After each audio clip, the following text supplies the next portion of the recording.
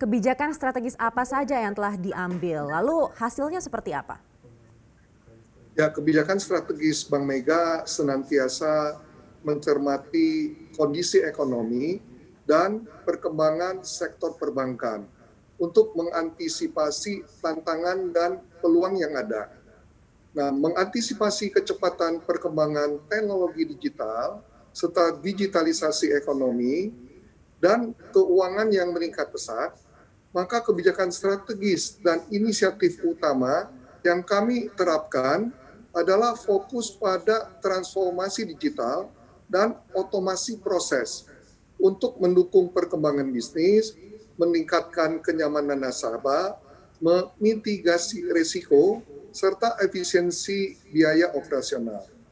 Nah, sejalan dengan transformasi digital yang tengah berjalan, Bank juga mengambil langkah-langkah strategis untuk pertumbuhan usaha yang meliputi pertumbuhan kredit yang selektif dan pertumbuhan dana pihak ketiga dengan memanfaatkan dukungan ekosistem CT Corpora.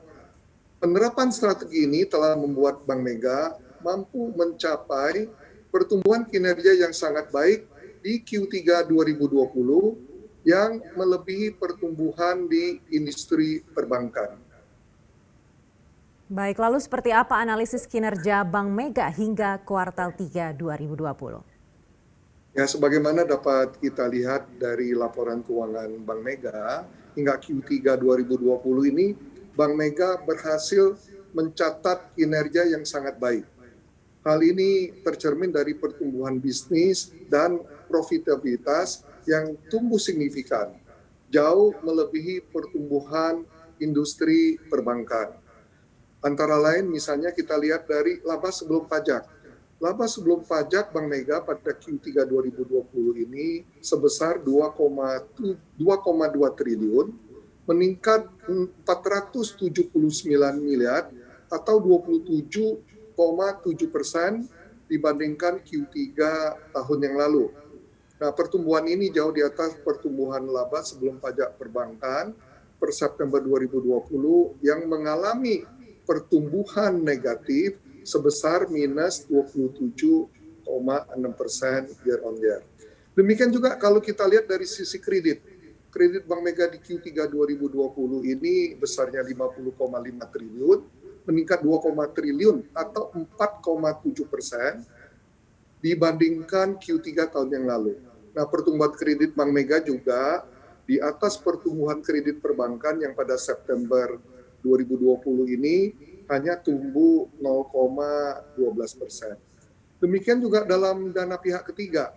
DPK Bank Mega di Q3 ini 76,3 triliun, meningkat 10,3 triliun atau 15,6% dibandingkan Q3 tahun yang lalu.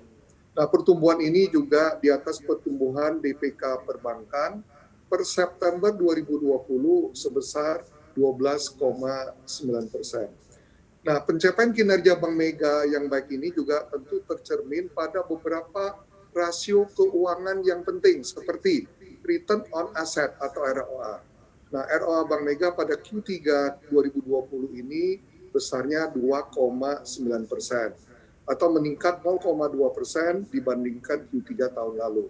Dan ROA Bank Mega ini jauh lebih tinggi dari ROA perbankan per Agustus 2020 yang besarnya 1,9%. Demikian juga dari rasio BOPO atau biaya operasional terhadap pendapatan operasional. BOPO Bank Mega pada Q3 tahun ini adalah 71% atau turun 3,8% dibandingkan tahun lalu. Nah, BOPO Bank Mega ini juga jauh lebih rendah daripada BOPO perbankan per Agustus sebesar 85%. Dan juga yang terakhir dari rasio CAR, Capital Adequacy Ratio. CAR Bank Mega di Q3 ini 26% atau naik 1,6% dibandingkan tahun lalu. Nah, CAR Bank Mega ini juga lebih tinggi daripada CAR perbankan yang per Agustus 2020 ini besarnya 23,5%.